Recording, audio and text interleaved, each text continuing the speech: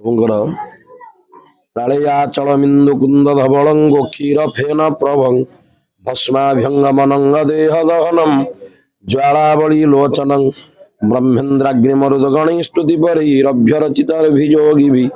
वंदेहं सकलं कलंकरहितं शंभुर्मुखं पश्चिमं देवदेव महादेव पश्चिमाभिमुख शंभु चंद्रमौली। ये पीठ हूँ अति चंद्रशेखर पीठ पार्वती पीठ प्रभुंकर दिव्य पीठ रे जो माने मानसिक करती जो माने त्राही पड़ती एवं प्रभुंकर दिव्य कृपा हुए तेणु अनेक दूर भक्त मैंने ठीक आसती। प्रभुंकर त्रयोदश वार्षिक शिवयज्ञ व विष्णु यज्ञ चली माँ अनित दूरी माँ कालींगर पीठ आपड़ जानते पड़पड़ा कालींगर पीठ दक्षिण कालींगर पीठ तेणु ये पीठ ओतप्रोत भाव में ये पीठ सहित जड़ित प्रभुंकर हरि एवं हर एवं माँ काली सहित महाकालंकर मिलन जगह तेणु प्राची कूलर ये क्षेत्र प्राचीन कालू ये पीठ रही पश्चिमाभिमुख शंभुंक पीठ। तेणु त्रयोदश वार्षिक विश्व शांति उद्देश्य जागर यात्रा काली प्रभुंकर आज हूँ पूर्णाहुति दिवस जागर परदिन आमर ये पूर्णाहुति कराए अनेक भक्तर समागम हुए प्रभुंकर दिव्य चरु बंटन कराए भक्त मैंने प्रसाद सेवन करती। ना है चंद्रशेखर से पश्चिमामुखी दक्षिण कालिक मंदिर ये पश्चिम ताकरी आड़ को चाहिए से दिन ठार आवाहन कालू एठारे पाढ़ी वंश ये बाबा चंद्रशेखर सेवा पूजा कर आसुचंती। आज को प्राय त्रयोदश वर्ष हेब विश्व शांति महायज्ञ बाबा चंद्रशेखर महादेवंकर मंदिर प्रांगण रे होई आसुछि। एही वर्ष मध्य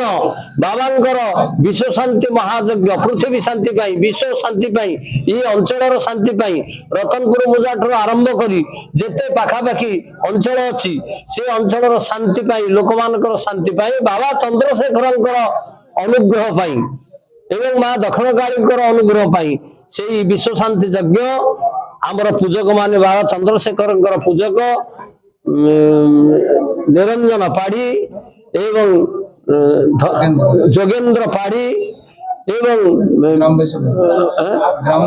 ग्रामवासी वृंद जिते पाढ़ी वंश अच्छा समस्त परिवार समस्त अहरह लगी ये विश्व शांति महायज्ञ को विश्व शांति महायज्ञ परिचालना कर चंद्रशेखर बाबा ये कार्य दीर्घ 15 वर्ष 16 वर्ष है यज्ञ परिचालना चलती जहाँ कमिटी मेम्बर आ ग्रामवासी वृंद साहते भगवान कृपा बहु सुखी कार्य चलती। प्रभु चंद्रशेखर 13तम वार्षिक विश्व शांति महायज्ञ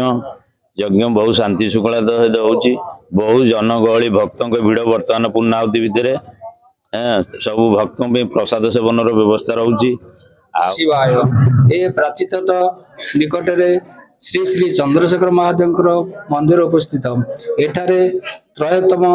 वार्षिक विश्व शांति महायज्ञ सर्वप्रथम मु तो बाबा चंद्रशेखर महादेव को मोर कोटि कोटि प्रणाम ता सहित मोर गुरु गुरुजन श्रद्धालु जेतक सब अच्छा भक्त मानू समस्त मोर प्रणाम। मु छोट थी बाबा सह जड़ित थी प्रति संक्रांति आसू एमती पर्वपर्वाणी बाबा पाखक आम आसूलु मोर तो म्यारेज हो गला म्यारेज पर बहुत दिन पर आमर एबे गला वर्ष मार्च रे ए वर्ष मार्च भी हो गलानी आमर बाबा देह पूरा खराब हो गला जहाँ कि बहुत माने बड़ विपद रे मु पड़ी थी किंतु ये बाबा बाबा एमती माने डकरा कथा कुआ ठाकुर किंतु बाबा मते एते बड़ विपद उद्धार कर बाबा आज पर्व से पर्व में आज रही पाइलिनी घरे धूप दीप देकी संध्या बेले मैंने एत तरतर आसी खाली बाबा को डाकी डाकी आसी प्रभु बाबा सତରେ मत दर्शन पूर्णाहुति मत पूर्णाहुति सहित मुझे आसबि आपन को देखा आसबि भोगराग करके आसबि।